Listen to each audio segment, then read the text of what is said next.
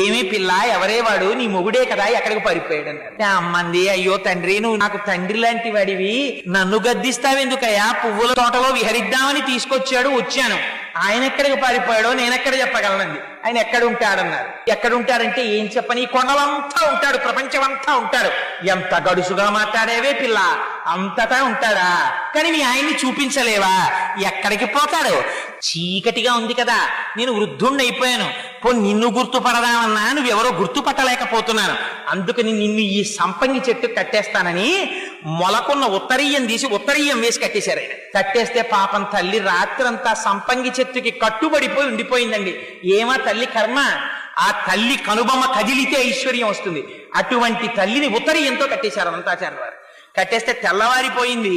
గుడి తలుపులు తెరిచారు. తెరిచి లోపలికి వెళ్లేసరికి స్వర్ణ లక్ష్మి కనపడలేదు. కనపడకపోతే అర్చకులు తెల్లబోయారు. వెంకటేశ్వర స్వామి వారు చెప్పారు, పాపం అర్చకుల్ని నిర్బంధించి కొట్టబోయారు. కొట్టబోతే అప్పుడు ఆలయ అధికారులకి చెప్పారు, అర్చకుల తప్పు లేదు, అనంతాచార్యులు కట్టేశాడు, వెళ్లి అమ్మవారిని తీసుకురండి అన్నాడు. అంటే ఎలా తీసుకురావాలి? కన్యాదానం చేయడానికి పిల్లని తీసుకొచ్చినట్టు తీసుకురావాలి, అనంతాచార్యులు అలా తీసుకురామనండి అన్నారు. అందుకని 8 ఏళ్ల పిల్లగా మారిపోయింది. సంకనెత్తుకుని వచ్చారు అనంతాచార్యులు వారు.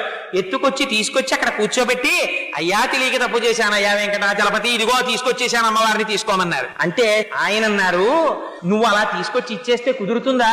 నువ్వు మళ్ళీ నాకు పిల్లని తెచ్చి ఇచ్చిన వాడివి, నువ్వు మామగారివి నాకు అని మామగారు అని పిలిచి తను కట్టుకున్నటువంటి పంచె విప్పి అనంతాచార్యుల వారికి మెడలో వేశారు. తను పెట్టుకున్న కర్ణాభరణములను తీసి అనంతాచార్యుల వారి చెవులకి తొడిగారు. తన మెడలో వేసుకున్నటువంటి హారములు తీసి అనంతాచార్యుల వారి మెడలో వేశారు.